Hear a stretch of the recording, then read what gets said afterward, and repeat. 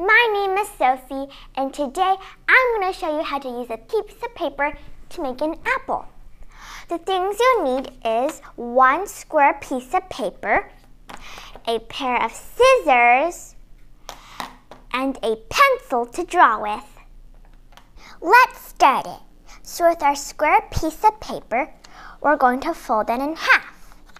Make sure the sides are even. Then we're going to turn it upright and make sure the flap is on your right. See?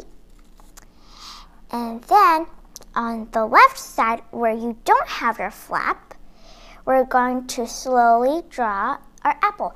I'm going to start by drawing the stem of an apple. And then I'm going to draw a fruit of the apple. It's like a circle-like shape. And then with my scissors, I'm going to cut the apple, but I'm going to use my fingers and hold the apple in the middle. So that way I won't get my fingers cut by the scissors. I'm going to slowly cut.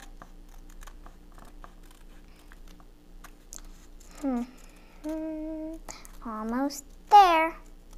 Make sure when you cut here, don't cut all the way here, otherwise it'll separate your apple from the stem. And then, done. I'm going to put my trash away. Now let's see what my apple turned out. It looks almost like just like an apple.